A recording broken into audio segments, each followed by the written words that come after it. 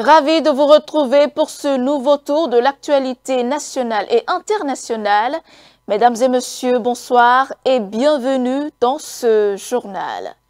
À quelques mois de la présidentielle d'avril 2026, l'Assemblée nationale vient d'adopter une révision constitutionnelle qui prévoit la création de Sénat ainsi que le passage de 5 à 7 ans des mandats électifs, dont celui de président de la République, une modification qui reconfigure l'architecture institutionnelle du Bénin. Le mouvement patriotique du Bénin a déclaré son soutien officiel au duo de la mouvance présidentielle. La réunion organisée dans le littoral a réuni de nombreux membres et sympathisants du mouvement. Et puis, dans l'actualité internationale, Donald Trump laisse entendre qu'une rencontre avec Zoran Mamdani, récemment porté à la tête de la ville de New York, reste possible, et ce malgré les tensions qui opposent actuellement les deux hommes.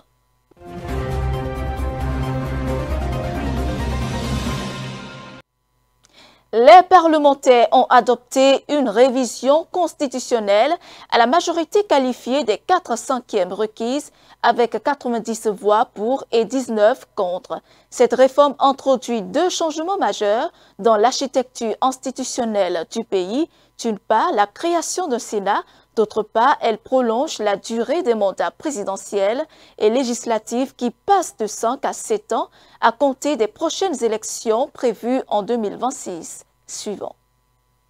L'Assemblée nationale a adopté samedi 15 novembre 2025 une nouvelle révision de la Constitution du 11 décembre 1990. Le mandat du président de la République passe à 7 ans, renouvelable une seule fois, au lieu de 5 ans actuellement. L'impossibilité d'exercer plus de 2 mandats présidentiels au cours d'une vie est maintenue selon l'article 42 modifié. Le Parlement change également d'organisation. Désormais bicaméral, il comprend l'Assemblée nationale et un Sénat. Ce second organe, composé de sénateurs, aura pour mission de réguler la vie politique et de veiller à l'unité nationale, à la sécurité publique et à la paix. Les lois votées par l'Assemblée nationale seront désormais transmises simultanément au président de la République et au président du Sénat. Le mandat des députés et des conseillers communaux est aligné aussi sur la nouvelle durée, 7 ans, renouvelable avec une précision notable. Tout député qui démissionne du parti qu'il a présenté aux législatives perd automatiquement son siège, selon l'article 80 modifié. La réforme constitutionnelle de 2019 avait limité le mandat des députés à 2 renouvellements. Les nouvelles dispositions s'appliqueront aux prochains élus à l'issue des élections générales de 2026. La loi modificative de la Constitution du 11 décembre 1990, portée par les députés du camp présidentiel Hassan Seibou et Akhenatonde, a été adoptée par 90 voix pour et 19 contre, après une première étape de prise en considération validée par 87 voix contre 22. Les 2 votes se sont opérés au bulletin secret. Après l'adoption de la révision constitutionnelle par les députés, le groupe parlementaire Les Démocrates, principal parti d'opposition, a contesté le processus lors d'une conférence de presse tenue le même jour. Il a annoncé son intention d'engager des recours judiciaires pour faire annuler le vote, avançant plusieurs arguments à l'appui de sa contestation. Le premier problème, c'est que pour ce genre de vote, nous l'avons toujours fait à la tribune, devant tout le monde. Comment se fait-il que cette fois-ci, on dit que c'est un bulletin secret? Pour quelle raison? Au point où on a été obligé d'aller au vote, puisque nous n'avons pas accepté. Si vous êtes sincère, faites-le devant tout le monde, devant tout le peuple. On saura qui trompe qui. Mais ils ont insisté, puisqu'ils ont la majorité, on n'a pas le choix. Nous avons été forcés donc d'aller au bulletin secret. Mais en allant, en réalité, le coup était déjà préparé. Oui. Mais en pensant qu'ils sont en train de faire un coup au groupe parlementaire des démocrates, mais c'est à tout le peuple béninois qu'on est en train de faire ça. Mais c'est le peuple béninois qui est en train d'être déshonoré. Vous savez comment les gens parlent de nous à l'extérieur? C'est triste. Ça nous gêne. Oui, ça n'honore personne. Ce que nous vivons là, ce n'est pas bon pour nous. Et nous avons vu des personnalités chanter, danser, oui, sur le dos des Béninois. Je crois que le peuple béninois ne mérite pas ça. Oui, le peuple béninois ne mérite pas ça. Et on n'a pas besoin d'aller vers la CEDEAO, d'aller vers l'Union africaine, d'aller vers... Non, je crois que maintenant là, on va commencer à se dire ça entre nous. Parce que on dit, même si le voleur n'a pas honte, le propriétaire, à un moment donné, ça lui fait honte de voir toujours le voleur venir le voler. Je crois que nous en sommes arrivés là. Et c'est triste que cela continue. C'est triste. Je crois que le moment est arrivé pour que le peuple béninois comprenne dans quoi nous sommes. Pour que vous compreniez ce que nous, les députés du Parti des démocrates, ce que nous vivons. C'est dommage.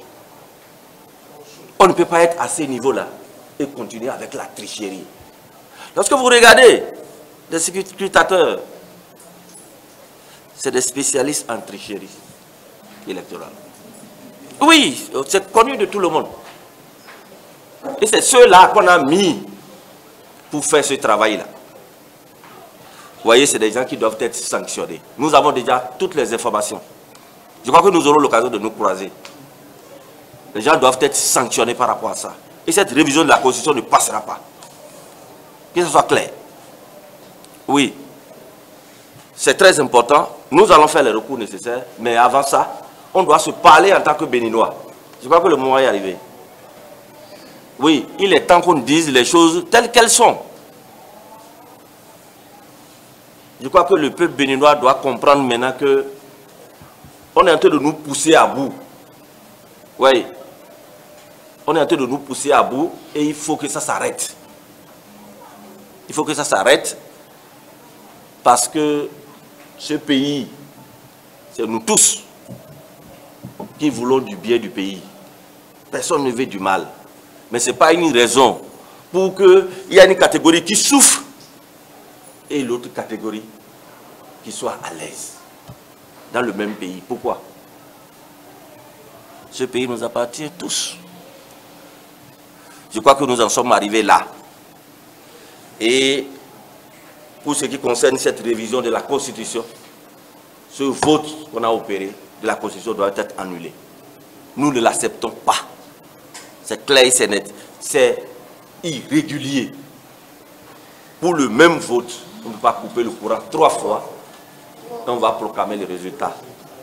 Ces résultats que le président de l'Assemblée nationale a proclamés, c'est entaché d'accord de fraude, de vol, de tricherie. Et ce n'est pas bon pour nous. Et si ça doit se passer, ce n'est pas à l'Assemblée que cela va se passer. Il faut qu'on ait le courage de le dire. Je pense que c'est très... Le député Ordenne Aladatin a réagi aux critiques formulées par l'opposition au sujet du vote intervenu la nuit précédente à l'Assemblée nationale. L'élu a rejeté les soupçons d'irrégularité brandis par les démocrates, affirmant que le scrutin s'est déroulé conformément aux règles établies. Suivons un extrait de ses propos. Mais la coupure, ce n'est pas pour la première fois qu'il y a eu de coupure d'électricité au Parlement. Et déjà, dans la journée, on a eu quelques coupures. Le temps que le groupe reprenne, au fait, ça ne dure que ça. Au Parlement, voilà. Donc, ce n'est pas pour la première fois, on a des coupures d'électricité. Mais nous avons un groupe qui prend le relais aussitôt. C'est ce qui s'est passé plusieurs fois hier. Bon, au total, 4 à 5 fois à peu près. Des coupures intermittentes. Intermittentes dans la journée. Pour ce qui est arrivé, déjà le vote, il y a eu la recevabilité.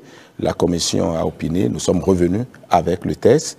La commission a présenté le texte. Nous avons discuté autour du texte. Le président de l'Assemblée nationale a donné la parole à tous ceux qui ont voulu l'intervenir et discuter autour du texte, poser des questions de compréhension et tout. C'est cela qui a été fait et suite à leurs préoccupations, président de la commission, nous avons donné quelques éléments d'information et les éléments d'explication et nous sommes passés au vote. Au vote, c'est ça. Le vote a démarré normalement. Au scrutin secret? Au scrutin secret. Nous avons voté d'abord, depuis le matin, le mode de scrutin, parce que c'est la plénière qui est souveraine. Et déjà, à ce niveau, les démocrates ont voulu que ce soit un vote à main levée. Alors que nous sommes les plus nombreux. La mouvance au Parlement, ça fait 58 plus 53 plus 28. C'est ce que la mouvance au Parlement fait. Après, aujourd'hui, nous avons des non-inscrits. Et puis, nous disons qu'il faut un vote secret. Et puis, eux autres, ils réclament le vote à main levée. Quand vous, par expérience, quand vous, dans ce genre de situation, vous demandez le vote à main levée, c'est que vous ne voulez pas que les gens votent selon leur conscience parfois. Parce que vous craignez que les gens vous trahissent. Il y a comme une pression du regard. Il y a une pression. Et que nous avons senti d'ailleurs. Par exemple, au niveau de la commission des lois, le secrétaire de la commission, qui souvent ne s'absente pas, et pour l'étude de ce texte aussi important, moi je ne l'ai pas vu. Pas du tout au Parlement, il n'est pas venu. Je ne sais pas où il est allé. Et d'habitude, parfois, il m'appelle président, je ne peux pas être là, j'étais silent, rien du tout, il n'était pas là. Donc on avait senti donc, cette contrainte d'ailleurs sur les députés. Ils se déplaçaient en bande. Vous en avez compris la motivation, c'est qu'ils voulaient voir ceux qui, dans leur rang, allaient trahir la bande. Donc, allaient trahir, disait-il. Voilà, parce qu'il y aurait eu un marché donc, de bétail où donc, des personnes donc, seraient en train d'acheter des voix des démocrates. Alors, bon, voilà. Mais chacun sait ce qui lui est arrivé. Alors, pour dire la présidentielle, pour dire les choses élégamment, ce qui est sûr, il y a eu 90 voix pour... Non, s'il vous plaît, je vais m'expliquer. Parce que vous abordez là une question très sensible et qui touche à l'honneur de tout le monde. D'accord. D'ailleurs, j'ai écouté leurs déclarations et j'espère qu'ils n'iront pas plus loin dans ce qu'ils disent là. D'accord. Donc, c'est en bande qu'ils l'ont fait. Et déjà, ils étaient dans la salle, ils n'étaient pas les 22 qui devraient être, parce qu'il y a eu déjà quelques démissions qui ont démissionné, qui sont non inscrits. Il restait 22. Je vous dis, les 22 n'étaient pas arrivés. C'est peut-être que 2 ou 3 qui n'étaient pas là. Mais ils ont donné 11 procurations. Je crois, j'ai bien compté. Ils étaient 11 dans la salle.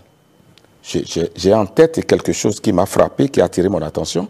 C'est le président et le vice-président du groupe parlementaire des démocrates, Nouréni Achade, Éric Rondeté, finit la phase des discussions, des débats autour du texte et puis ils partent avant le vote.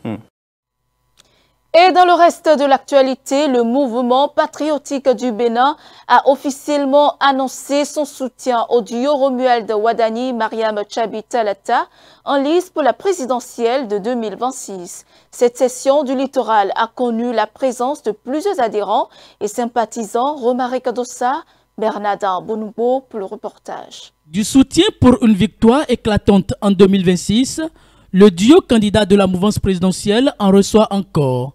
C'est au tour du mouvement patriotique du Bénin, MPB, de réaffirmer haut et fort ce samedi 15 novembre son soutien indéfectible et sans faille au candidat Romuald Wadani et sa colistière Mariam Tchabi Talata. Ce que nous venons de commencer, personne ne pourra l'arrêter. Personne ne pourra l'arrêter dans le sens où, dans les 10 dernières années, notre pays a amorcé un développement incroyable pour le leadership d'un homme de rigueur, de la compétence, son excellence, monsieur le président de la République, Patrice Talon. Et il n'y a aucune raison de ne pas participer à la continuité de cette dynamique qui sera reconduite par un homme qui a la rigueur, qui a un bagage intellectuel incroyable, son excellence, monsieur le ministre Romuald Wadani.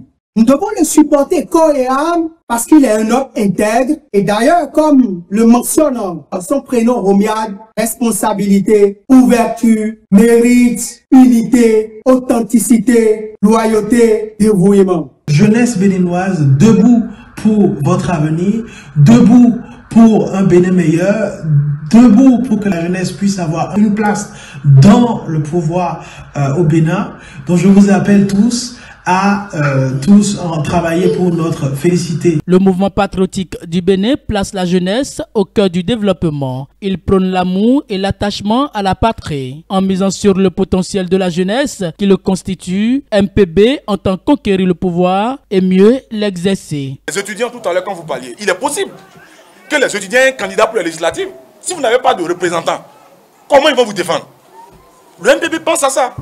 Le MPB pense à ce que les ouvriers aient un représentant au Parlement. C'est de ça qu'il s'agit.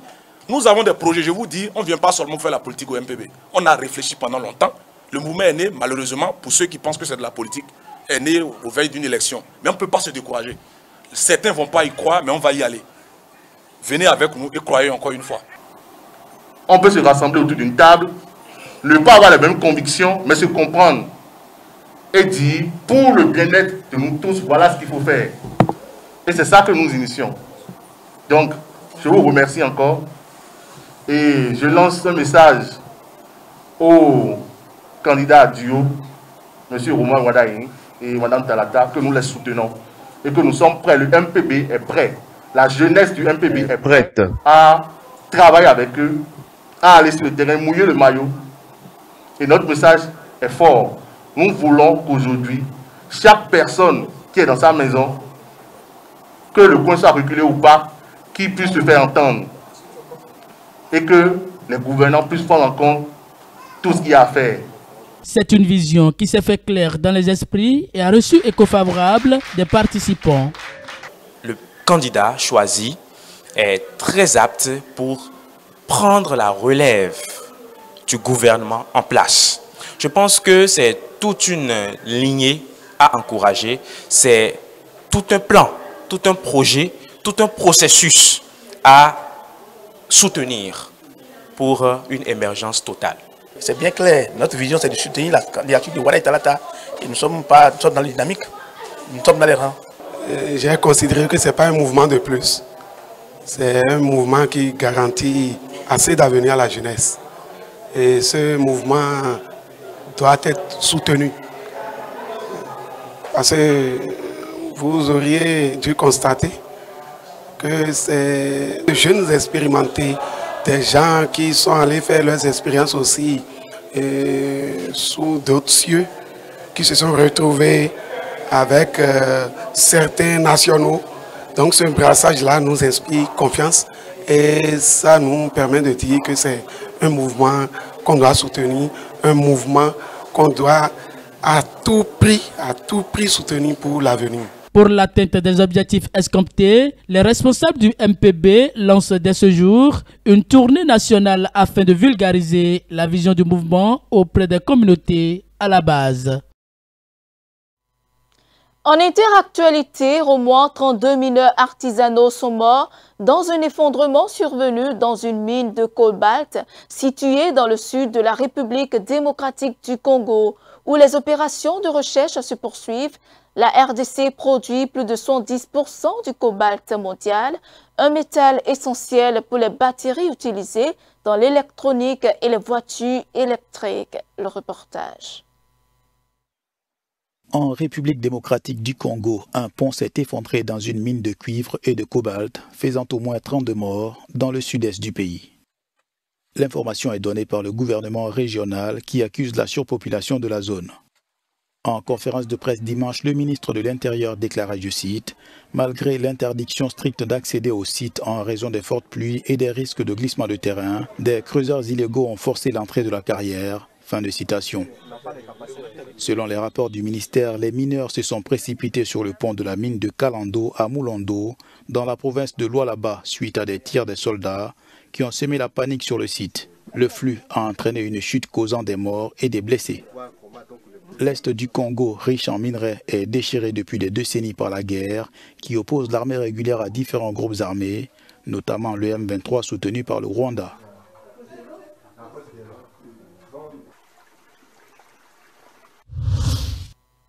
À Madagascar, le président Michael Randrianirina a pris la parole hier lors d'une émission spéciale diffusée sur les chaînes nationales. Le chef de l'État y a défendu la légitimité du régime actuellement en place tout en dévoilant une feuille de route ambitieuse pour les mois à venir. Il a également annoncé la tenue prochaine d'une vaste concertation nationale destinée à rassembler l'ensemble des forces vives du pays. Suivant. À Madagascar, le colonel Michael Randrianirina a annoncé dimanche la tenue d'une vaste concertation nationale réunissant les forces vives du pays. Objectif, définir les grandes orientations de la refondation institutionnelle qu'il entend mener au cours des 2 prochaines années. Le président de la transition a également fait savoir qu'un référendum constitutionnel sera organisé avant l'élection présidentielle prévue dans 2 ans afin de redéfinir les bases juridiques et institutionnelles du pays avant le prochain cycle électoral. Interrogé sur une éventuelle candidature à cette future présidentielle, le colonel Randrianirina est resté évasif, affirmant qu'il se remettrait au jugement du peuple. Enfin, il a insisté sur l'importance de la lutte contre la corruption et les détournements de fonds publics, des leviers majeurs de cette transition. 7 candidats ont été autorisés à se présenter à l'élection présidentielle de décembre en République centrafricaine, dont l'actuel chef de l'État Faustin Archange Touadéra et 2 de ses principaux adversaires. Le président Touadéra, élu pour la première fois en 2016, brigue un 3e mandat rendu possible par une modification de la Constitution en 2023. Le reportage. En République centrafricaine, le président Faustin Archange Touadéra est autorisé à briguer un 3e mandat à la tête du pays. La Cour suprême a approuvé vendredi le dossier de candidature du chef de l'État sortant aux prochaines élections présidentielles prévues le 28 décembre. Ce scrutin se déroulera dans un contexte d'aggravation de la crise sécuritaire et de dépendance croissante du dirigeant à l'égard de la Russie pour sa protection, selon des experts. Touadéra, qui dirige ce pays depuis 2016 et réélu en 2021, aura en face des candidats comme Anissé Georges Delogélé, chef de l'opposition, et 5 autres candidats. La République centrafricaine est l'un des premiers pays à louer les services des mercenaires russes de Wagner, avec la promesse de combattre les groupes rebelles et de rétablir la paix. Mais des désaccords sur la nature de la présence militaire russe dans le pays ont jeté une ombre sur la relation entre Bangui et Moscou. Le président Donald Trump a indiqué ce dimanche qu'il envisageait de rencontrer le nouveau maire de New York, Zoran Mamdani, et a déclaré qu'il allait trouver une solution dans ce qui pourrait être une détente pour le président républicain et la star politique démocrate. Quelques jours avant le scrutin, le président avait assuré qu'en cas de victoire du démocrate, il limiterait les fonds fédéraux du strict minimum pour la ville de New York. C'est après moi. Aux États-Unis, Donald Trump envisage de rencontrer le nouveau maire élu de New York, Zoran Mamdani. Le président républicain et le maire démocrate sortent d'une période de campagne marquée par des invectives, l'un envers l'autre. Le maire de New York aimerait nous rencontrer et nous trouverons une solution. Mais il aimerait venir à Washington et nous rencontrer et nous trouverons une solution. Nous voulons que tout se passe bien pour New York. Zoran Mamdani est passé du statut de simple législateur d'État à celui de star des médias sociaux et de symbole de la résistance contre Trump. L'homme de 34 ans a fait campagne sur un ensemble de politiques progressistes et radicalement opposé au programme agressif et anti-immigré du président américain.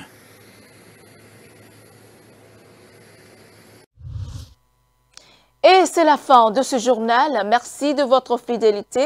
Suivez-nous en continu sur speedline.tv.bj/live et sur nos différents canaux digitaux Facebook, YouTube et TikTok.